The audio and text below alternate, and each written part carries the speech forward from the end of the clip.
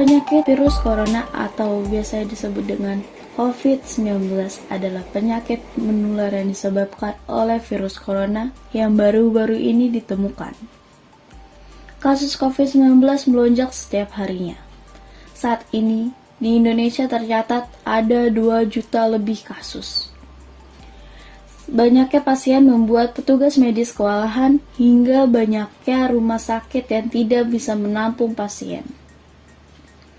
Pasien tanpa gejala dan gejala ringan dihimbau untuk isolasi mandiri di rumah masing-masing.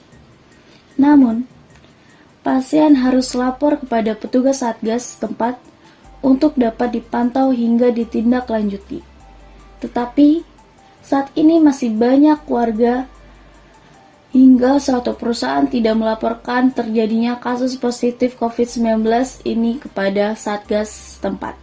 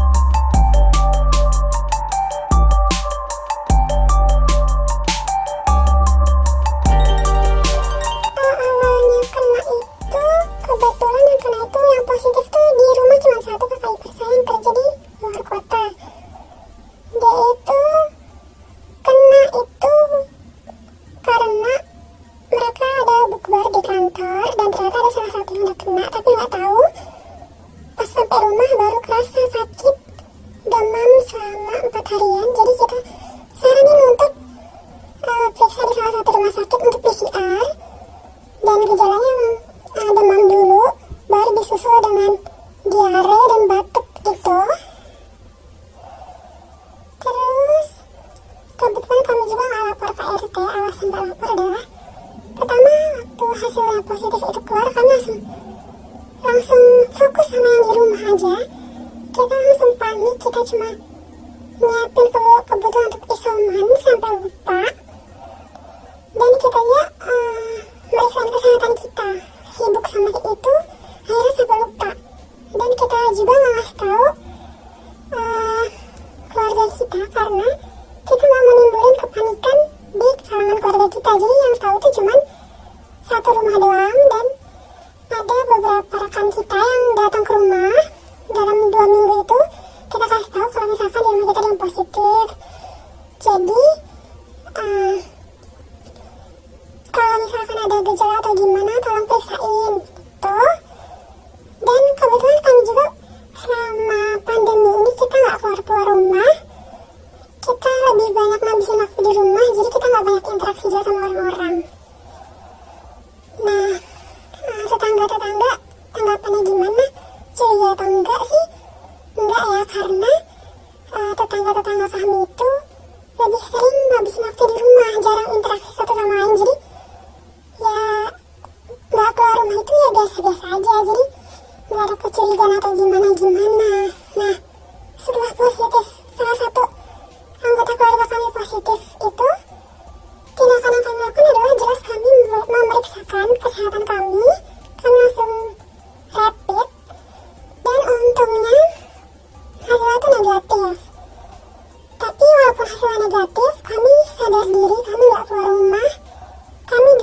full di dalam rumah. Bahkan kami nggak keluar-keluar sampai hasil yang positif itu jadi negatif. Jadi kami memang di rumah aja. Untuk keperluan dan makanan lain-lain, kebetulan makanan itu kita biasanya stok bulanan.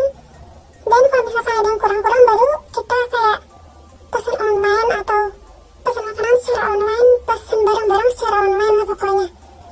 Dan barang-barang itu biasa ditaruh di pagar, nanti kami yang ambil, begitu sih.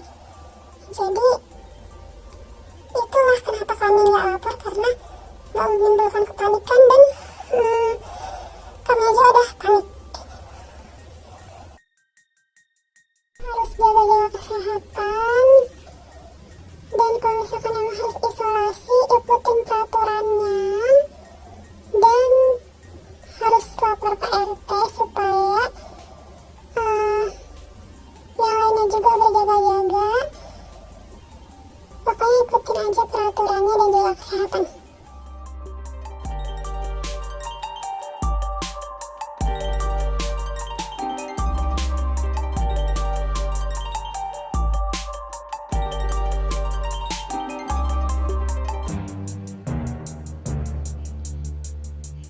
Banyak alasan yang menyertai masyarakat untuk tidak melaporkan ke pihak RT, RW, dan Puskesmas. Salah satu yang mempengaruhi adalah faktor ekonomi dan sosial. Masyarakat yang sedang positif COVID-19 tidak mau menyulitkan orang lain, tidak mau dikucilkan orang lain, atau merasa malu, menganggap COVID-19 sebagai aib. Tetapi dengannya tidak melapor jika ada terjadi sesuatu dapat menyulitkan masyarakat setempat untuk menghubungi Satgas dan pihak Puskesmas.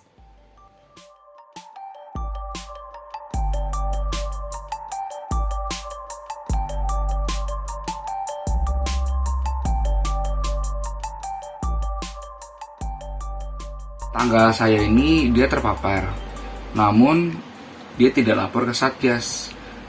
Jadi mereka tuh berpikiran isoman aja di rumah dan mungkin akan membaik. Tapi di sini si orang yang terpapar ini dia saturasi oksigennya turun dan tahu jatuh, tidak sadarkan diri, dan si anak ini mencoba cari pertolongan ambulan terdekat. Namun sayang sekali di daerah saya itu kemarin nggak ada ambulan yang ada. Ada ambulan satu itu sedang jemput pasien juga di daerah Cibubur. Akhirnya di sini Pak RT saya itu mencoba untuk menjamankan mobil kepada si anak ini untuk mengantarkan ibunya. Tapi sampai di rumah sakit itu tidak bisa ditangani langsung. Jadi menunggu Satgas dulu untuk pengecekan atau semuanya, dan kebetulan orang itu meninggal, tidak sadarkan diri. Jadi ya menurut saya ini ketika ada yang terpapar COVID, mau tidak mau harus lapor ke Satgas agar tahu bahwa orang ini terpapar COVID dan juga bisa ditangani sesegera mungkin. Jadi tidak ada keterlambatan untuk melaporkan ini, dan semoga bisa tertolong. Mungkin tanggapan saya itu tentang orang yang terpapar COVID namun tidak lapor ke Satgas. Terima kasih.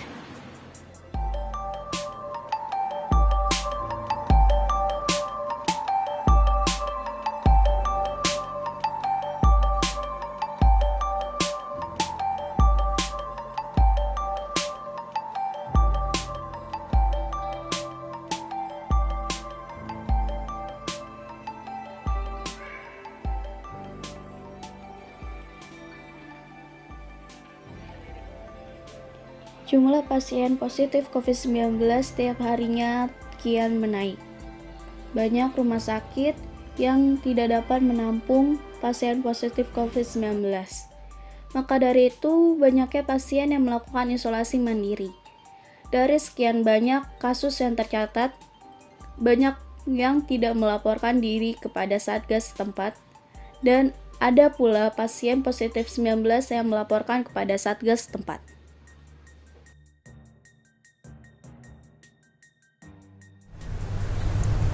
Mengapa kita perlu melapor ke pihak RT ketika kita dinyatakan positif? Berdasarkan pengalaman saya, karena yang pertama, supaya pihak RT bisa mengedukasi warganya agar tidak memberikan stigma negatif terhadap pasien positif dan terhadap virusnya itu sendiri.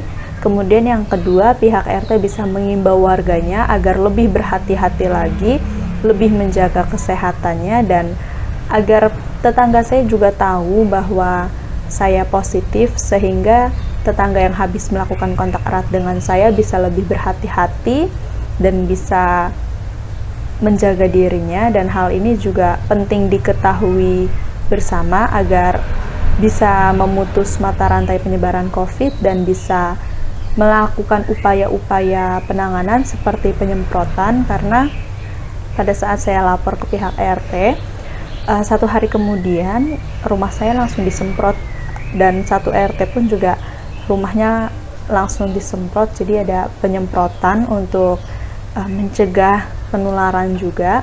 Kemudian yang ketiga, pihak RT bisa menindaklanjuti informasi saya ini ke pihak RW dan puskesmas.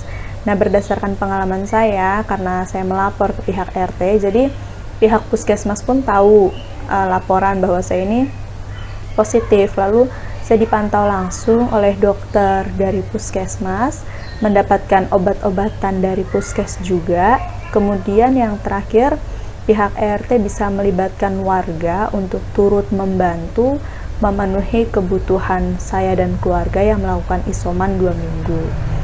Itu sih pentingnya, supaya ya yang terpenting itu agar tetangga itu tahu dan bisa lebih berhati-hati lagi, karena ini penting sebagai upaya pencegahan penularan COVID-nya. Lalu bagaimana tanggapan tetangga saya ketika tahu saya dan keluarga positif? Nah, di rumah itu kan saya bertiga, 2 positif, 1 negatif. Tetangga-tetangga saya sih untungnya baik-baik ya dan peduli. Mereka betul-betul membantu saya dan keluarga untuk memenuhi kebutuhan sehari-hari, karena bertiga isoman di rumah itu kan kebutuhan makanannya penting banget dan banyak juga gitu. Jadi setiap pagi itu tetangga pasti ada yang nanya mau nitip bahan makanan apa atau mau nitip lauk matang apa. Terus kemudian kebutuhan saya yang harus dicari di minimarket juga dipenuhi. Tetangga di sini cukup kooperatif, sangat kooperatif, dan betul-betul sangat membantu untungnya. Gitu sih berdasar pengalaman saya.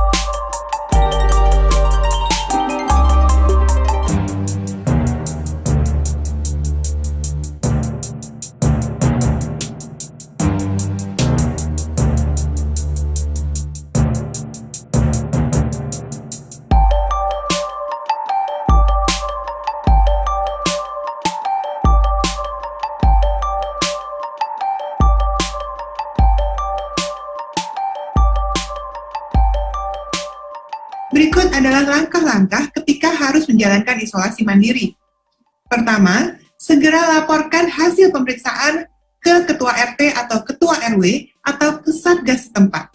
Mereka akan membantu untuk melaporkan ke puskesmas atau vaskes terdekat. Ada baiknya pada tahap ini, setelah hasil tes didapat, segera lakukan kontak dengan dokter dari pelayanan jasa kesehatan daring atau telemedis yang akan memandu dan memberi saran selama masa isoman. Isolasi mandiri bukan berarti kita sendirian tanpa bantuan orang lain. Isolasi boleh mandiri, tetapi sampai sembuh dan bahkan sampai kembali negatif dari COVID-19, Anda tidak perlu sendirian. Dukungan dari anggota keluarga, lingkungan, tempat tinggal, dan para nakes yang merawat secara virtual akan membantu kita sembuh dan pulih kembali.